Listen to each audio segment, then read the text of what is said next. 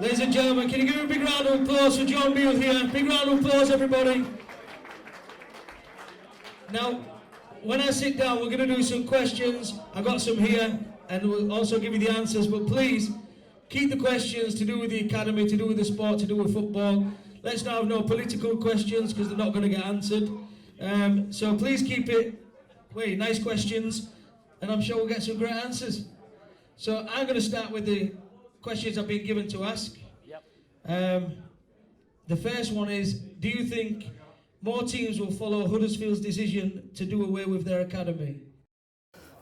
That's a difficult one for me. Obviously, it's hard for me to sort of give any answer or rationale as to why Huddersfield have done what they've done. Obviously, for somebody in my position, it is a scary thought that a Premier League club can just all of a sudden decide that they want to scrap its academy and doesn't see the benefit of having it. But from my perspective and the relationship I have with our owners, there's a massive value in our academy at this moment in time. Obviously, we've got the likes of Jared Bowen and Max Clark within the first team setup. So there's value to what we do, and like I said, there's a purpose to what we do. We've come a long way in quite a short space of time. So hopefully those players will keep coming through the system, and we'll keep filling the first team players with local lads. So that's the aim. But as I say, there's a value to what we do. Huddersfield's rationale is their rationale, but we're in a good place as an academy at the moment, and I don't see that happening to us. Perfect answer. Give a round of applause. That's right. Also, if we can keep the noise down while he's talking, so whoever's asked the question can hear the answer, that would be great. If you want to talk, there's a room in through there with a bar. It's quite noisy. You can go join in. The other one is, have you come to terms with Wales results? I'm still crying into my beer. Listen, I think what we did last summer as a country in the European Championships was very unexpected. I was lucky enough to go to the semi-final myself in Lyon. The team did fantastic, and what Chris has done with the team is unbelievable. Disappointing not to get to the playoffs. I don't actually follow football, so what's happened? Basically, England have qualified for the World Cup and Wales haven't. All right. And the gentleman on our table said, who was it who scored against him? Against Wales? Yeah. It was an Irish fella. All right. Right, that's the questions on here. Do we have any questions from people out there? Just raise your hand, give us a question. I know Curtis is definitely going to have a question. You got any questions, Curtis? Yeah. Who's the right back on the team? Can't tell you my team Can't yet. tell you that. It's going to reveal the team. Do you like ANDYS? Yes, I do. He's a very good centre forward. I say it's a shame that he's injured at the moment, because I think we're missing out on his ability to go and score goals, especially Championship level. Last time we were in the Championship, he scored a lot of goals, which was massive in terms of the promotion. So we have missed him a little bit. Hopefully we can get him fit and well and back on the pitch quite soon. Excellent. Anybody got any other questions to ask regarding the academy or anything like that? I can't ask questions because I'd be asking about Liverpool players. So, got a question here? Would Wales have won the other night if Gareth Bale had played? Sorry? Would Wales have won the other night if Gareth Bale had played? I don't know. It's difficult to say. He's one of the best players in the world. He is, and obviously he's probably our most... Wales were well in control of the game, weren't they, for a long time? They were. I think it was a mistake ourselves in terms of the goal we conceded, but you can't... Yeah, I don't. But whether Gareth played or not, I don't think you were able to say he would have been able to get the goal. Hopefully, you'd like to think he would have, but there's never any guarantees. So, it would have been nice if he was playing, and that's sort of, something that maybe. Yeah, absolutely. We don't have the strength and depth that other nations do, but as I say, we had a group. I think the biggest loss for us on the night was Joe Allen going off. I thought he controlled the game really well for us, but like I say, that's by the by. Gareth wasn't playing and wasn't involved, so I'm unfortunate that we've not qualified. Okay, good answer. Anybody else who's at Curtis? Oh, somebody on the back table over there. Now then, obviously one of the main objectives of the academy is to get players to come through the system so that they can start to get minutes in the first team. Yeah. Why aren't more things being done for people like Josh Timon and like losing him to Listen, for me as the academy manager, obviously it's disappointing to see somebody like Josh leave and go and play for or sign for Stoke. You know, especially somebody who's come through our ranks, who's a local lad and has gone into the first team when he did and done what he's done. Some things are out of my control. You know, I'm only involved in certain things to a certain point, and like I said, it's disappointing to see Josh leave, but unfortunately these things happen in football, and all I can say is that I'd wish Josh all the best, and I know everybody in the academy is proud of what he did whilst he was with us and wishes him all the success whilst he's at Stoke.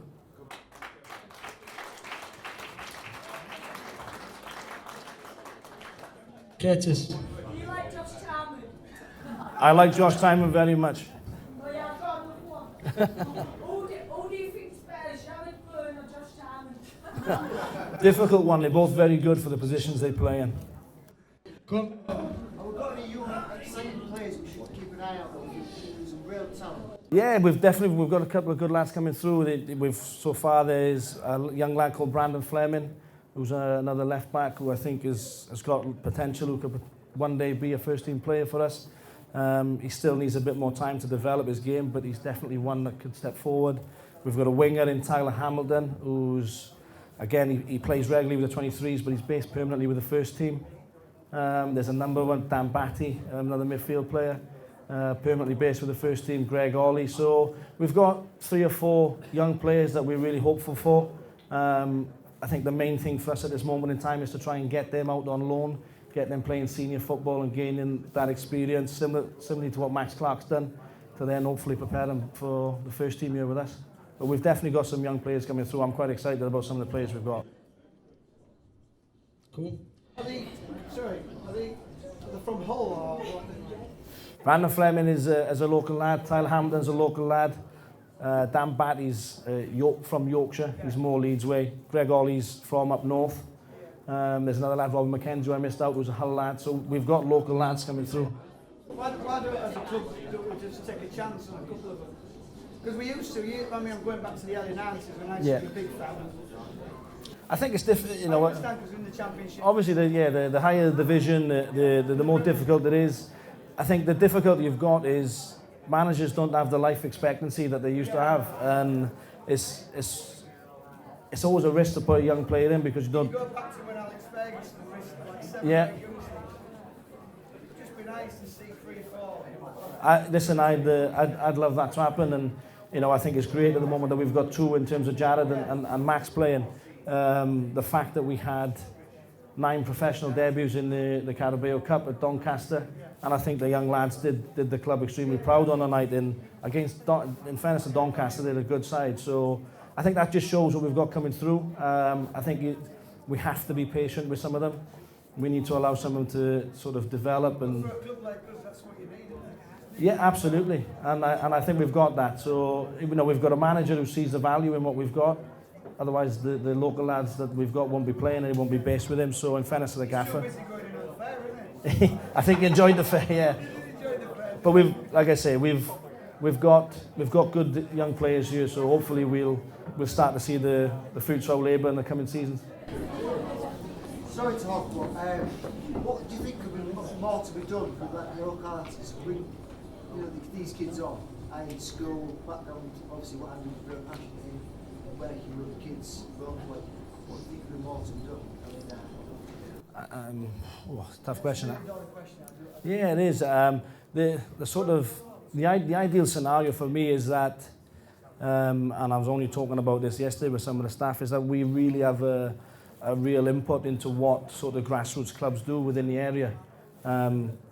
Again, always difficult, but I think what I'd like to do is maybe sort of develop something along the lines of where we have something like that, some sort of coaches association where grassroots clubs sort of sign up to be members of a club with us, no sort of no cost to it, but then we sort of put our footprint on what the coaches are delivering.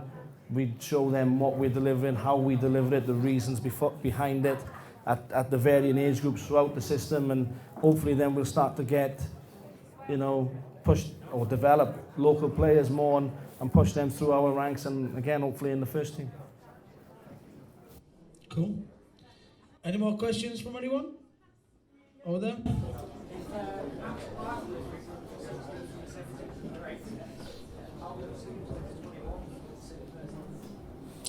Sorry, I can't hear you. Yeah.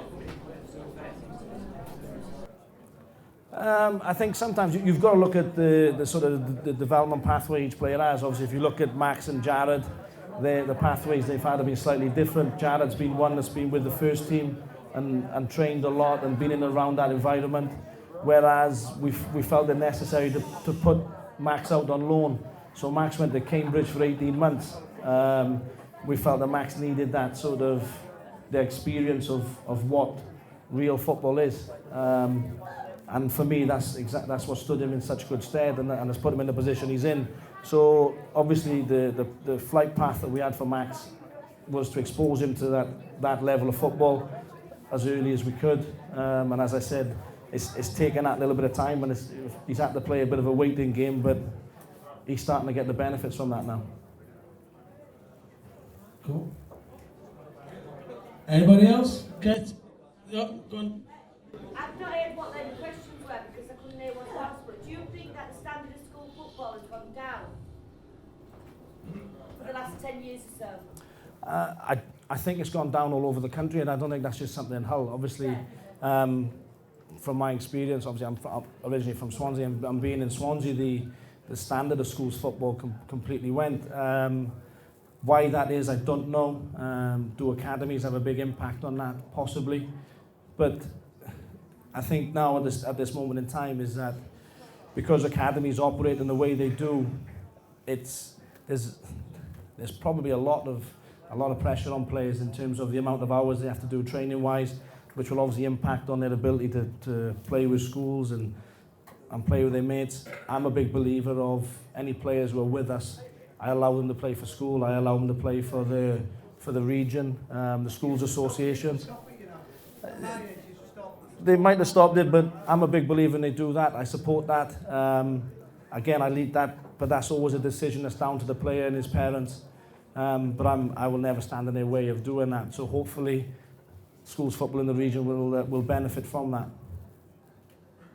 Cool. Curtis? Who's the best coach you've ever worked with? Best coach I've ever worked with, apart from the manager now. I'd have to say Brendan Rodgers is the best coach I've ever worked with. I was, fortunate enough to work under him for 2 years at Swansea. He really is something special on the training ground, and I learned a lot from him in those 2 seasons, so he'd be the best one I've worked with. Okay. Do you think Ben's could get into the first team? With enough hard work, I'd like to say that Ben has a chance. Yeah, obviously he made his appearance against Doncaster, made his senior debut, so hopefully there's more to come from Ben, and that will happen for him one day. Right, anybody else? Yep, down here. Seems like so many people are getting put off Hull City at the moment. How do you think we can attract the young supporters and the young players back into Hull City? Again, like I said, there's certain things that are in my control, and I only tend to worry about the things that I can control within my remit. And like I say, my remit is to make sure that we're producing players for the football club. The other bits and pieces, I understand people get frustrated with them, but I can't comment on that, unfortunately. Anybody else? What more? Can you speak Russian? Have you got any word in Russian? Yes. My Welsh is better.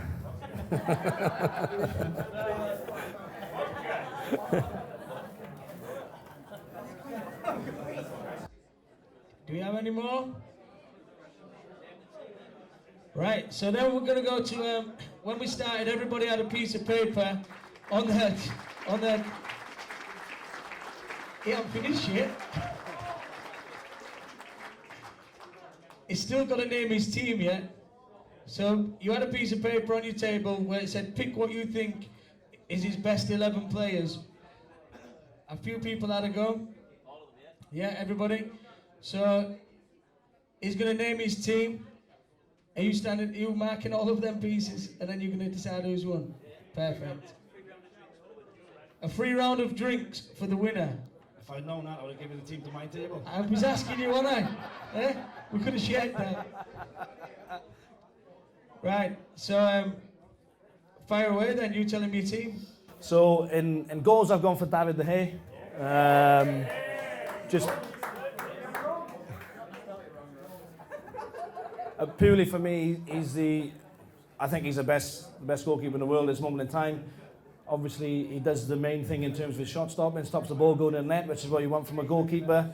But I just think his general game, his all-round game is something else. His distribution, his ability to control things at the back. So that's the main reason I went for him.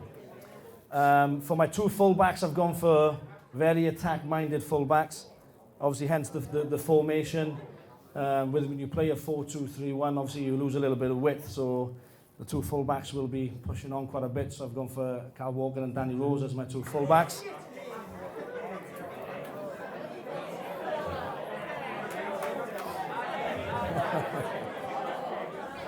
Okay.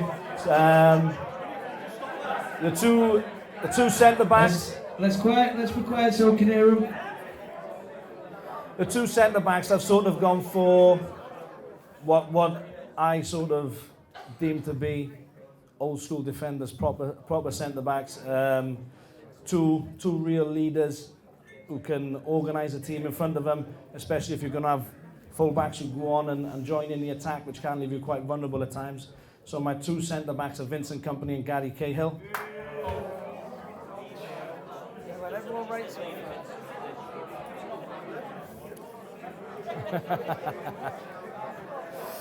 Obviously, then you have to sort of look at your two holding midfield players. Again, with the system you play, I think you need to have two sort of midfield players who are able to break up play quite well, but then also have the ability to distribute the ball from the back for you. So my two holding midfield players are Matic and Kante.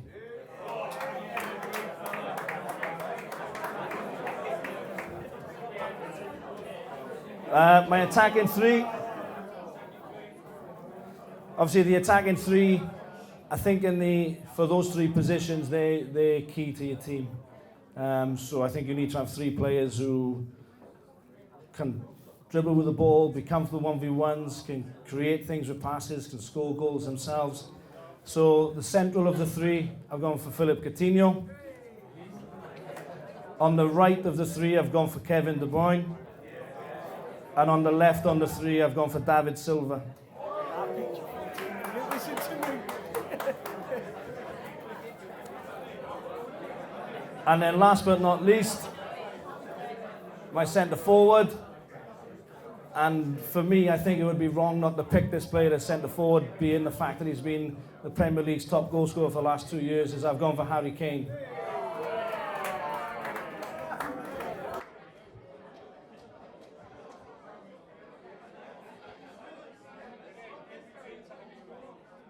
Telling me it's wrong. So, ladies and gentlemen, that concludes our question and answer and the team review with Jon Beale. Can we have a big round of applause, everybody? Thank you very much for your time.